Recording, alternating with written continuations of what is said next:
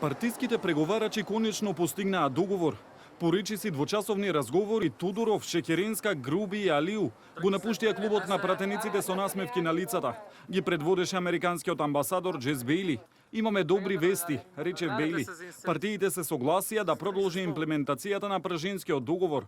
Откри единствено дека примената на Законот за внатрешни работи се одложува до јануари до година и дека министерот за внатрешни во преодната влада ќе биде ограничен на 15 кадровски смени.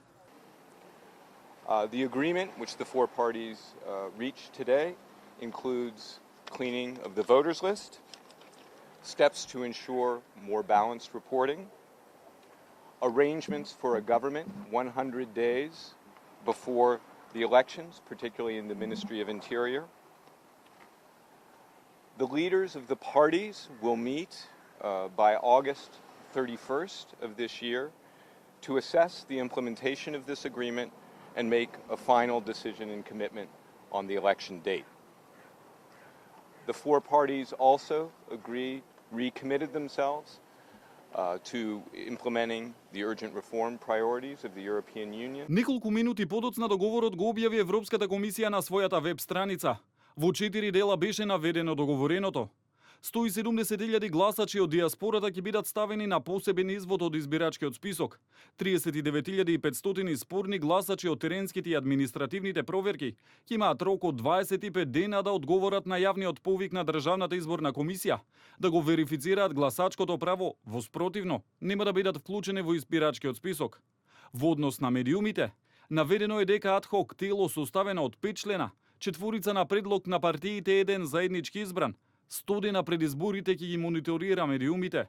Најголемата опозицијска партија во консултација со останатите партии ќе предложи главен и одговорен уредник на јавниот радиодифузен сервис. Од прашањата за преодната влада, во договорот стои дека до 31 август лидерската четворка ќе оцени дали наведеното во договорот е исполнето и ќе договорат датум за избори на кои сите ќе треба да стават подпис. Во преодната влада која ќе има мандат 100 дена пред изборите, мандатот на министрите и замениците министри предложени од опозицијата ќе им престане на денот кога Државната изборна комисија ќе го објави изборниот резултат. Примената на Законот за внатрешни работи се одложува до јануари 2017-та, а министерот за внатрешни работи ќе може да направи максимум 15 кадровски промени и до 10% хоризонтални трансфери. На преговарачка маса било ставено и прашањето за специјалното јавно обвинителство. 4 партии бараат Уставниот суд што поскоро да се произнесе околу уставноста на Законот за специјално јавно обвинителство и доколку утврди противуставни одредби, да го прилагоди законодавството. Преговарачите велат дека се задоволни од договореното. Од ВМРО ДПМН велат дека СДСМ по овој договор нема да може да прави партиски чистки.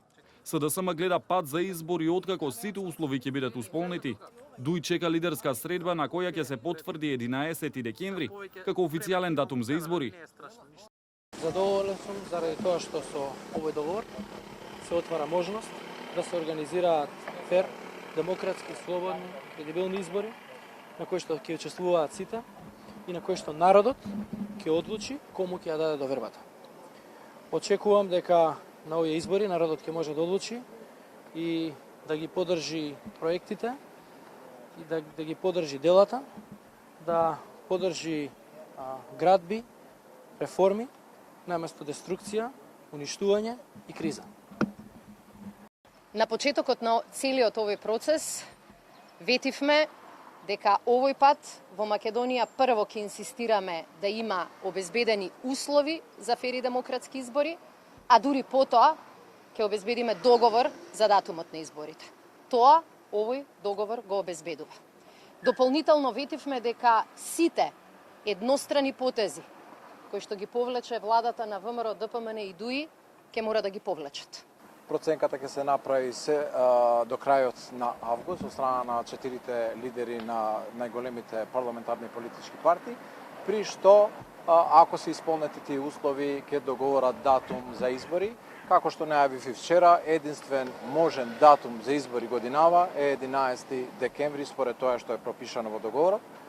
Од ДПА Лиу порача дека партиите кои влегуваат во пржинската влада ќе ја сносат одговорноста доколку пропадне договореното.